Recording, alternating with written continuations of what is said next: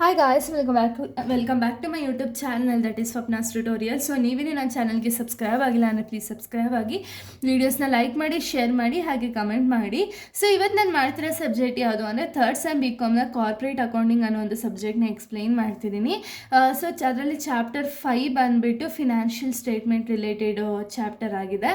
So ಅದರಲ್ಲಿ ನಾನು ಫಾರ್ಮೆಟ್ನ explain ಮಾಡ್ತೀನಿ. ಓಕೆನಾ, ಇಲ್ಲಿ 2 ಫಾರ್ಮೆಟ್ಸ್ನ ಬರುತ್ತೆ. ಈ ಒಂದು ಪ್ರಾಬ್ಲಮ್ನ ನೀವು ಅರ್ಥ ಮಾಡ್ಕೋಬೇಕು ಅಂದರೆ, ಸೊ ಈ 2 ಫಾರ್ಮೆಟ್ಸಲ್ಲಿ ಫಸ್ಟ್ ಫಾರ್ಮೆಟ್ ಬಂದುಬಿಟ್ಟು statement of profit and loss ಅಂತ ಹೇಳಿ. ಇದು ಫಾರ್ಮೆಟ್ ಯಾವ ರೀತಿ ಇದೆ ಅಂದರೆ, ಇದು ಪಾರ್ಟ್ 2 ಶೆಡ್ಯೂಲ್ 3 ಅಲ್ಲಿ ಮೆನ್ಷನ್ ಆಗಿರೋದು statement of profit and loss.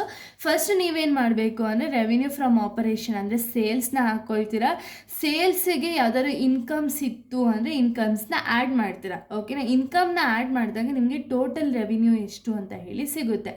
ಈ ಟೋಟಲ್ ರೆವಿನ್ಯೂಯಿಂದ ಏನೇನೆಲ್ಲ ಎಕ್ಸ್ಪೆನ್ಸಸ್ ಇದೆಯೋ ಅಷ್ಟು ಎಕ್ಸ್ಪೆನ್ಸಸ್ನ ಮೈನಸ್ ಮಾಡಬೇಕಾಗುತ್ತೆ. Example, material of cost of material consumed, changes in inventory, depreciation and amortisation, employee benefit expenses, finance cost, purchases, other expenses. ಇಷ್ಟು expenses ಅಂದರೆ ನಿಮ್ಮ ಕ್ವಶನಲ್ಲಿ ಎಷ್ಟೇ ಎಕ್ಸ್ಪೆನ್ಸಸ್ ಕೊಟ್ಟಿದ್ರು ಅಷ್ಟು ಎಕ್ಸ್ಪೆನ್ಸಸ್ನ ರೆವಿನ್ಯೂಯಿಂದ ಮೈನಸ್ ಮಾಡಿದಾಗ ನಿಮಗೆ ಟೋಟಲ್ ಎಕ್ಸ್ಪೆನ್ಸಸ್ ಅನ್ನೋದು ಸಿಗುತ್ತೆ. ಓಕೆನಾ, ಈ ಟೋಟಲ್ ಎಕ್ಸ್ಪೆನ್ಸಸ್ಗೆ ನಿಮ್ಮ ಏನಾದ್ರು ಟ್ಯಾಕ್ಸ್ ಅಂತ ಏನಕ್ಕೆ ಯಾವ್ದಾದ್ರು ಟ್ಯಾಕ್ಸ್ನ ಮೆನ್ಷನ್ ಮಾಡಿದರೆ, ಅದು ವೆದರ್ ಕರೆಂಟ್ ಟ್ಯಾಕ್ಸರು ಆಗಿರಲಿ ಡಿಫರ್ಡ್ ಟ್ಯಾಕ್ಸರು ಆಗಿರಲಿ, ಇದನ್ನು ಮೈನಸ್ ಮಾಡಿದ್ರೆ ನಿಮ್ಗೆ ಏನು ಸಿಗುತ್ತೆ ಅಂದರೆ ಪ್ರಾಫಿಟ್ ಆಫ್ಟರ್ ಟ್ಯಾಕ್ಸ್ ಅನ್ನೋದು ಸಿಗುತ್ತೆ. ಓಕೆನಾ, ಇದು statement of profit and loss. Next balance ಶೀಟ್ನ ನಾವು ನೋಡೋದಾದ್ರೆ, ಬ್ಯಾಲೆನ್ಸ್ ಶೀಟು ಕೂಡ ತುಂಬ ಇಂಪಾರ್ಟೆಂಟು. ಇದರಲ್ಲಿ ಎರಡೂ ಕೂಡ ತುಂಬ ಅಂದರೆ ತುಂಬ ಇಂಪಾರ್ಟೆಂಟ್. ಓಕೆನಾ, ಸೊ ನೆಕ್ಸ್ಟ್ ಬ್ಯಾಲೆನ್ಸ್ ಶೀಟ್ ಫಾರ್ಮೆಟ್ನ ನಾವು ನೋಡೋದಾದರೆ, ಸೊ ನೋಡಿ ಬ್ಯಾಲೆನ್ಸ್ ಶೀಟ್ಗೆ ಯಾವ ರೀತಿ ಫಾರ್ಮೆಟ್ ಇದೆ ಅಂದರೆ ಪರ್ಟಿಕ್ಯುಲರ್ಸ್ ರುಪೀಸ್ ಎರಡೇ ಇರೋದು.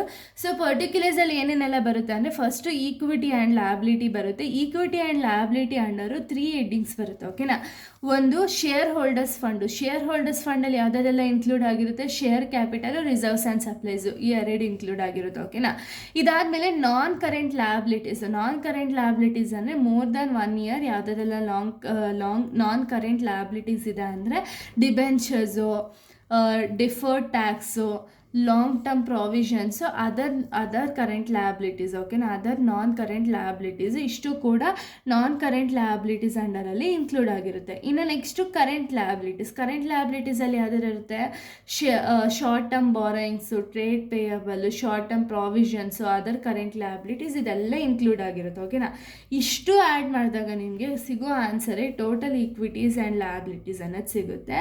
ಇದಾದಮೇಲೆ ನೆಕ್ಸ್ಟ್ ಹೆಡ್ಡಿಂಗ್ ಬಂದುಬಿಟ್ಟು ಅಸೆಟ್ಸ್. ಅಸೆಟ್ಸಲ್ಲಿ ಫಸ್ಟ್ ಯಾವ್ದಿದೆ, ನಾನ್ ಕರೆಂಟ್ ಅಸೆಟ್ಸು, ಅದರಲ್ಲಿ fixed assets.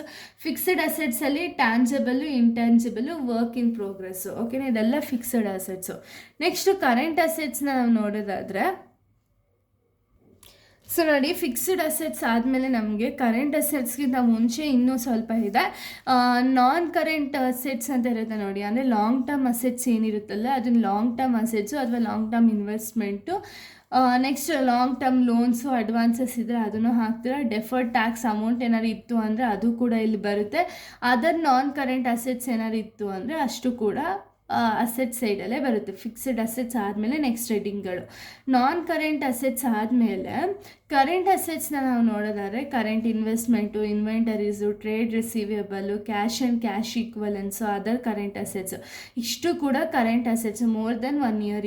Less than 1 year ಇತ್ತು ಅಂದರೆ, ಸೊ ಇಲ್ಲಿ ನೀವು ಟೋಟಲ್ ಅಸೆಟ್ಸ್ನ ಆ್ಯಡ್ ಮಾಡ್ತೀರಾ. ಯಾವಾಗಲೂ ಟೋಟಲ್ ಲಯಬಿಲಿಟೀಸು ಟೋಟಲ್ ಅಸೆಟ್ಸ್ಗೆ ಮ್ಯಾಚ್ ಆಗಬೇಕು. ಓಕೆನಾ, ಆವಾಗ ಮಾತ್ರ ನಿಮ್ಮ ಬ್ಯಾಲೆನ್ಸ್ ಶೀಟು ಕರೆಕ್ಟ್ ಇದೆ ಅಂತ ಇಲ್ಲಿ ಅರ್ಥ. ಓಕೆನಾ, ಸೊ ಇಲ್ಲಿಗೆ ಇಲ್ಲಿಗೆ ಫಾರ್ಮೆಟ್ ಅನ್ನೋದು ಕಂಪ್ಲೀಟ್ ಆಗುತ್ತೆ. ನೆಕ್ಸ್ಟ್ ವೀಡಿಯೋದಲ್ಲಿ ನಾನು ಪ್ರಾಬ್ಲಮ್ಸ್ನ ಎಕ್ಸ್ಪ್ಲೈನ್ ಮಾಡ್ತಾ ಹೋಗ್ತೀನಿ. So thank you guys, thanks for watching.